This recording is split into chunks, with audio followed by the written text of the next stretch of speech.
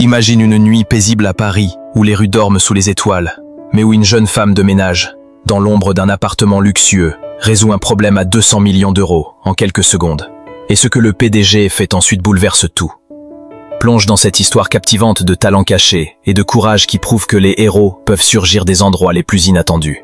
Partage-la avec ceux qui croient en la magie des secondes chances. Paris sommeillait sous un ciel d'encre, ses ruelles pavées baignées d'un silence feutré, seulement troublé par le murmure lointain de la Seine. Dans un immeuble haussmannien du 7e arrondissement, l'appartement terrasse d'Antoine Lemoine brillait encore comme un phare. Il était presque 2 heures du matin, et Antoine, PDG de Lumière Tech, l'une des entreprises technologiques les plus influentes de France, arpentait son bureau en acajou, les sourcils froncés. Son projet phare, un système d'intelligence artificielle valant 200 millions d'euros, était au point mort. Depuis des semaines, le logiciel plantait sans explication. Les ingénieurs les plus brillants, des consultants parisiens aux freelances de la Silicon Valley, avaient échoué à trouver la faille. Les délais s'effilochaient, les investisseurs s'impatientaient, et Antoine sentait la pression peser sur ses épaules comme une cape de plomb. Dans la cuisine immaculée, où les plans de travail en quartz scintillaient sous la lumière douce des appliques, il tendit la main vers la cafetière en inox. Un cliquetis rythmique, presque musical, l'arrêta net. Quelqu'un tapait sur un clavier. Intrigué, il traversa le couloir au parquet ciré, le son s'amplifiant à chaque pas. Son bureau, un sanctuaire de verre et de bois orné d'œuvres d'art modernes, aurait dû être désert à cette heure. Il poussa la porte à double battant et s'immobilisa. Là, assise à son bureau, sous la lueur bleutée d'un écran d'ordinateur, se trouvait Camille Dubois, la nouvelle femme de ménage. Camille, 24 ans, avait des cheveux blonds retenus en un chignon soigné et des yeux noisettes qui semblaient toujours observer le monde avec prudence. Embauchée depuis 2 semaines par une agence de services domestiques, elle était d'une discrétion presque fantomatique. Antoine n'avait échangé avec elle que des salutations polies, des bonsoirs ou des merci murmurés. Mais ce soir, elle tapait frénétiquement sur son clavier professionnel, ses doigts dansant avec une aisance déconcertante, comme une pianiste jouant une sonate complexe. « Qu'est-ce que tu fais ?» lança Antoine, sa voix grave perçant le silence comme un coup de tonnerre. Camille sursauta, ses mains s'écartant du clavier comme si elle avait touché un objet brûlant. « Je suis désolée, bégaya-t-elle, se levant d'un bond. « Je ne voulais pas, Elle recula, ses joues rosissant sous la lumière tamisée. « Tu n'as pas le droit de toucher à ça, » dit-il, s'avançant vers le bureau, son ton mêlant autorité et méfiance. « Je sais, je suis vraiment désolée, » répondit-elle précipitamment, ses doigts tordant nerveusement l'ourlet de son tablier noir. « J'ai vu quelque chose qui n'allait pas. Je n'ai pas pu m'en empêcher. » Antoine, agacé, se pencha sur l'écran. Ses yeux parcoururent les lignes de code qu'elle avait modifiées. Puis il se figea. Le segment qu'elle avait corrigé était le nœud gordien qui torturait son équipe depuis des semaines. Les experts bardés de diplômes, payés des fortunes, n'avaient rien vu. Pourtant, en quelques minutes, Camille avait réécrit la fonction avec une précision chirurgicale. Les lignes étaient propres, élégantes, comme une équation résolue avec grâce. Il vérifia 2 fois, puis 3, ses doigts planant au-dessus du clavier. C'était parfait. « Comment as-tu su quoi faire ?» demanda-t-il, sa voix adoucie par la stupéfaction. Camille baissa les yeux, ses mains toujours crispées. « J'ai étudié l'informatique, » murmura-t-elle. « À l'école polytechnique, il y a quelques années, mais j'ai dû arrêter. Ma mère est tombée malade. On a perdu notre maison. J'ai pris ce travail pour payer les factures. » Sa voix était neutre, sans trace d'amertume, juste une résignation calme. Antoine la dévisagea, cherchant à lire au-delà de ses mots. Elle n'avait pas juste corrigé une erreur. Elle avait vu ce que des dizaines d'experts avaient manqué, et elle l'avait fait sans attendre de reconnaissant. « Je ne voulais pas dépasser les bornes, » dit-elle nerveuse. « Je peux partir si vous le souhaitez. » Antoine resta silencieux, ses yeux revenant à l'écran. « Tu as réécrit cette fonction entière ?» dit-il enfin, presque pour lui-même. Cette erreur nous coûtait des millions. Camille, mal à l'aise, haussa les épaules. J'ai juste ajusté quelques lignes, rien d'important. Il se tourna vers elle, un sourcil levé. Rien d'important. Tu viens de sauver un projet à 200 millions d'euros. Ses yeux s'écarquillèrent. Vraiment? Il hocha la tête, encore abasourdi. Un silence chargé emplit la pièce, seulement rompu par le tic-tac d'une horloge ancienne dans un coin. Puis doucement, Antoine dit Tu n'es pas qu'une femme de ménage, Camille. » Elle esquissa un sourire timide, à peine perceptible. « Peut-être, mais c'est tout ce que je suis pour l'instant. » Il acquiesça lentement, ses pensées tourbillonnant. Peut-être pas pour longtemps. Puis il quitta la pièce, laissant derrière lui un bureau où l'air semblait vibrer d'une énergie nouvelle. Il venait d'être témoin d'un éclat de génie, et il n'avait aucune intention de l'ignorer. Le lendemain matin, Paris s'éveillait sous un voile de brume. Les boulangeries du quartier exhalaient des parfums de croissants chauds, et les passants emmitouflés pressaient le pas vers le métro. Dans son bureau donnant sur la tour Eiffel, Antoine feuilletait un rapport sur Camille, fourni par son assistant. Les informations étaient maigres. Pas de diplôme, une série de petits boulots, serveuse dans un bistrot de Montmartre, caissière dans un supermarché de Belleville, et maintenant, femme de ménage à temps partiel. Elle vivait dans un modeste studio au dernier étage d'un immeuble sans ascenseur, dans une rue bruyante de Belleville, loin des quartiers chics où travaillait Antoine. Mais un détail le frappa comme une flèche. Camille avait été admise à l'école polytechnique, dans le top 10% de sa promotion, avant d'abandonner sans motif officiel. Ce soir-là, il la trouva en train de polir l'escalier en marbre de l'appartement. Chaque mouvement précis, presque méditatif. La lumière des lustres en cristal dansait sur les marches, donnant à la scène une aura presque irréelle. « Depuis combien de temps fais-tu ça » demanda-t-il, s'appuyant nonchalamment contre la rambarde. Camille leva les yeux, surprise par sa présence. « Le ménage ? Quelques années, par-ci, par-là ?»« Et avant ?» insista-t-il, son ton léger mais curieux. Elle hésita, puis sourit légèrement, un sourire qui semblait porter le poids de souvenirs enfouis. « L'école. »« L'informatique. Que s'est-il passé ?» Elle soupira, posant son chiffon. « La vie. Mon père a fait de mauvais placements. On a perdu notre maison à Saint-Denis. Ma mère est tombée malade, une maladie auto-immune. Les factures se sont accumulées.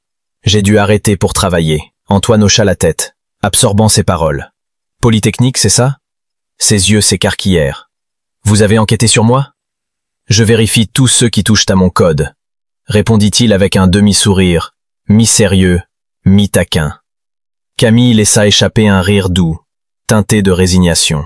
« Ça semble si loin, comme une autre vie. » Antoine l'observa. Elle n'était pas amère, juste épuisée.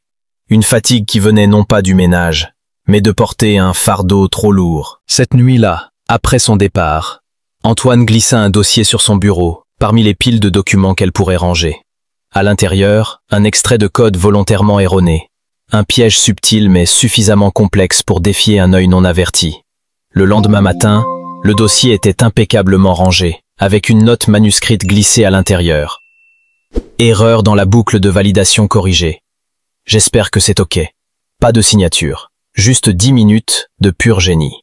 Antoine ne dit rien, mais à partir de ce jour, il commença à tout remarquer. Il remarqua la précision avec laquelle elle réglait la vieille horloge à pendule de son grand-père, qui avançait toujours de 4 minutes. Il vit comment elle réorganisait ses livres dans la bibliothèque, passant des traités d'ingénierie aux romans de Proust, classés d'abord par sujet, puis par auteur, comme si même le chaos littéraire méritait un ordre. Il surprit la douceur avec laquelle elle essuyait le cadre argenté de la photo de sa mère défunte, posée sur une console dans le couloir, ses doigts s'attardant comme pour rendre hommage. Camille était invisible pour la plupart des gens, mais pour Antoine, elle devenait une énigme fascinante, un puzzle qu'il ne pouvait ignorer. Un soir, alors qu'il analysait un rapport de crash système dans son bureau, les lumières de la ville scintillant à travers les grandes baies vitrées, il entendit Camille entrer pour nettoyer. Elle passa un chiffon sur une table d'appoint, son regard effleurant l'écran. Elle s'arrêta, hésitante. Antoine, feignant de lire, resta silencieux. Puis, d'une voix douce, elle dit « Je ne pense pas que ce soit le code lui-même. » Il leva les yeux, surpris. « Pardon ?» Elle s'approcha, ses pas légers sur le tapis perçant. Le problème, c'est peut-être la manière dont les données circulent. Trop d'appels de vérification créent un embouteillage entre le module de sécurité et le cache. Antoine la fixa, interloqué. Cette hypothèse, son équipe l'avait écartée dès la première semaine, convaincue que la faille était ailleurs. Mais Camille l'avait énoncée avec une assurance discrète, comme si elle voyait l'invisible. « Tu suggères que le goulot est dans la file des permissions ?» demanda-t-il prudent. Elle haussa la tête. Avec trop de couches de chiffrement sans réorganiser les priorités, les appels s'accumulent et expirent. Le système se bloque tout seul. Il pivota vers l'écran, ouvrit la matrice de diagnostic et examina les flux de données. Les chiffres correspondaient parfaitement à ce qu'elle décrivait. 3 semaines, murmura-t-il, la mâchoire serrée. Mon équipe s'est trompée pendant 3 semaines. Camille recula, craignant d'avoir franchi une ligne. Je suis désolé, je n'aurais pas dû parler. Non, coupa-t-il, se levant lentement. Ne t'excuse pas. Tu avais raison. Il la regarda vraiment pour la première fois. Pas comme une employée, mais comme une force. Tu as vu ce que personne n'a vu, ajouta-t-il plus doucement. Et tu l'as dit. Ça compte. Leurs regards se croisèrent dans la lumière tamisée, le bourdonnement lointain de Paris en fond sonore. À cet instant, Antoine comprit qu'il l'avait sous-estimée, non pas parce qu'elle se cachait, mais parce qu'il n'avait jamais pris le temps de la voir. Et maintenant, il ne pouvait plus détourner les yeux. 1 semaine plus tard, alors qu'elle terminait de nettoyer le couloir, Antoine l'interpella, tenant 2 tasses de café fumant. « Tu as 1 minute ?» Elle hocha la tête, visiblement surprise. Il l'invita à s'asseoir dans son bureau, face à la vue panoramique de la Seine scintillante. « Je veux te proposer quelque chose, » dit-il, posant les tasses sur la table en verre. « Travaille avec moi, pas comme femme de ménage, mais comme assistante technique, à temps partiel, pour résoudre des problèmes comme tu le fais déjà mieux que mes ingénieurs. » Camille le fixa, bouche bée. « Vous voulez que je travaille pour vous? Tu le fais déjà, non? » répondit-il avec un sourire discret. « Mais sans le titre ni le salaire que tu mérites. » Elle baissa les yeux, triturant ses mains. « Monsieur Lemoine, je ne suis pas qualifié, je n'ai pas de diplôme. »« Ne te définis pas par ton uniforme, Camille, » dit-il, son ton ferme mais bienveillant. « Tu as résolu des erreurs critiques, vu des schémas que personne n'a détectés. Ce n'est pas juste de l'intelligence, c'est de l'intégrité. C'est rare. » Camille resta silencieuse, ses joues rosissant sous l'émotion. « Je ne te force pas, » ajouta-t-il doucement. « Mais l'offre est là, quand tu seras prête. » Cette nuit-là, il laissa un autre test sur son bureau. Un rapport de bêta-test défectueux glissé parmi des documents anodins. Le lendemain, le rapport était corrigé, une note en crayon dans la marge. Fonction optimisée. Désolé si j'ai mal compris. Leur routine devint un rituel silencieux. Camille réparait en secret. Antoine protégeait son anonymat, rapportant les progrès à son équipe sans révéler son nom. Il ne le faisait pas par honte, mais pour la préserver, car elle n'était pas encore prête à être vue. Un matin, elle trouva un plateau sur le bureau, un croissant frais, une orange soigneusement pelée, un verre de jus pressé. À côté, une note manuscrite. Ne saute pas le petit déjeuner, juste pour aider les autres. Ah. Camille sourit, ses mains tremblant légèrement. Non pas de fatigue, mais d'une chaleur nouvelle. La gratitude, et une lueur d'espoir qu'elle n'avait pas ressentie depuis longtemps. Dans la salle de réunion du siège de Lumière Tech, au cœur du quartier des affaires de la Défense, l'atmosphère était électrique. Les cadres, en costumes impeccables, et les ingénieurs, laptops ouverts, s'impatientaient. Le projet était sauvé, fonctionnel, en avance sur les délais, mais le mystère persistait. « Quelqu'un a écrit ce code, Antoine », lança un membre du conseil, les bras croisés. « On veut rencontrer cette personne. » Les murmures d'approbation fusèrent. Antoine serra la mâchoire. Il avait juré de protéger Camille jusqu'à ce qu'elle soit prête, mais il savait que l'heure était venue. « D'accord, » dit-il enfin. « Je vais organiser ça. » Le lendemain, Camille arriva au siège, vêtue de son uniforme noir, un seau à la main, pensant nettoyer le hall d'entrée. Les grandes baies vitrées laissaient entrer la lumière matinale, illuminant les sols en marbre blanc. Elle ignorait que la salle de conférence, au dernier étage, bourdonnait d'anticipation. Les cadres, en costume Chanel et cravate Hermès, attendaient sous les lustres modernes.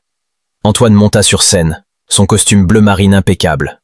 « Avant de commencer, dit-il, je veux raconter une histoire, pas sur les chiffres, mais sur une personne. » Il narra l'échec du projet, les millions dépensés en vain, puis le miracle, une solution parfaite, venue non pas d'un laboratoire, mais d'une femme embauchée pour nettoyer.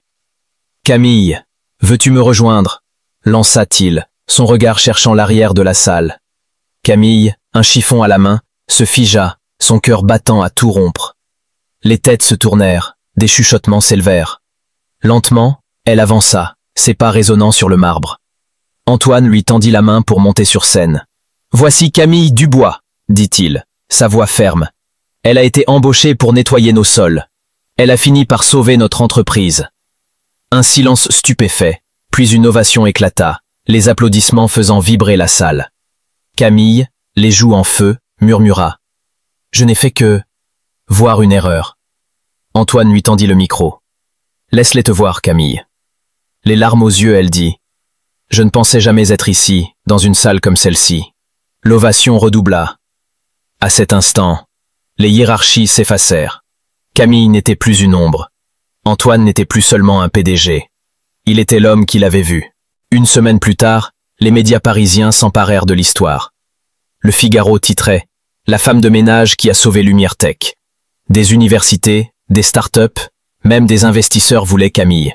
Mais elle restait fidèle à ses routines, continuant à nettoyer l'appartement d'Antoine, évitant les projecteurs. Jusqu'au jour où il la convoqua dans son bureau. « Polytechnique t'offre une bourse pour reprendre tes études », dit-il, lui tendant une lettre cachetée. « Il te donne même des crédits pour tes cours précédents. Tu pourrais avoir ton diplôme en moins de 2 ans. » Camille fixa l'enveloppe, ses doigts effleurant le papier. « Je ne peux pas, » dit-elle doucement. « Ma mère est stable, mais pas guérie. Si je pars, personne ne s'occupera d'elle. » Antoine hocha la tête, sans insister. « D'accord, mais sache que la porte reste ouverte. » Elle quitta le bureau, l'enveloppe en main, partagée entre gratitude et déchirement. 2 semaines plus tard, un appel du centre médical la laissa sans voix. « Un nouveau spécialiste s'occupe de votre mère, et une infirmière privée a été engagée. Tout est payé, » annonça l'infirmière. Camille, abasourdie, comprit immédiatement. Elle déboula dans le bureau d'Antoine sans frapper. « Vous avez payé pour ma mère ?» Il ne nia pas. « Elle mérite les meilleurs soins. »« Pourquoi ?» demanda-t-elle, la voix tremblante. Il se leva, contourna le bureau. « Parce que tu mérites une vie, Camille. Pas juste survivre. » Et il hésita, puis s'approcha. « Parce que je veux te voir briller. » Ce soir-là, chez elle, Camille trouva une boîte sur son petit bureau en bois. À l'intérieur, un ordinateur portable dernier cri, léger, élégant. Une note manuscrite l'accompagnait. « Le premier clavier à avoir sauvé 200 millions d'euros. Il t'appartient. » Ah! Des larmes coulèrent sur ses joues, non pas pour le cadeau, mais pour ce qu'il représentait. La liberté de choisir son avenir. À la conférence mondiale de l'innovation, dans un grand hôtel parisien face à l'Arc de Triomphe, Camille monta sur scène, vêtue d'une simple robe bleu marine. Elle parla de code, mais aussi d'humanité, expliquant comment les systèmes brisés reflètent souvent des communications rompues. Un bon logiciel, dit-elle, ne devrait pas faire sentir les gens petits. Il devrait écouter. L'audience, d'abord silencieuse, l'ovationna. En coulisses, Antoine murmura « Tu l'as fait ». Elle rit, émue. « J'ai cru que j'allais m'évanouir. »« Mais tu ne l'as pas fait », répondit-il, prenant sa main. À la cérémonie des innovateurs de l'avenir, sous les lustres scintillants d'une salle de bal parisienne, Camille, en robe bleu nuit, était nommée. Quand son nom retentit, elle resta figée, jusqu'à ce qu'Antoine lui serre la main. « C'est ton moment. » Sur scène, elle parla avec cœur. « J'ai cru que le talent avait besoin d'un diplôme. Mais parfois, c'est juste essayer encore, même quand personne ne regarde. » Puis Antoine la rejoignit, un écrin à la main. « Tu as sauvé notre entreprise, » dit-il. « Mais surtout, tu m'as sauvé. » Il ouvrit la boîte, révélant une bague étincelante. « Camille, veux-tu m'épouser ?» Les larmes aux yeux, elle hocha la tête. « Oui. » Sous une pluie d'applaudissements, ils s'enlacèrent. Les journaux titrèrent « De l'ombre à l'amour. L'histoire d'une femme qui a sauvé une entreprise et conquis le cœur de son PDG. » Camille et Antoine devinrent un symbole. Le génie naît de la grâce, et l'amour voit au-delà des uniformes. Cette histoire t'a ému? Partage-la pour inspirer ceux qui doutent de leur valeur. Abonne-toi à Histoire des amoureux qui inspire pour découvrir d'autres récits de courage et de bonté qui changent tout. À bientôt pour une nouvelle aventure.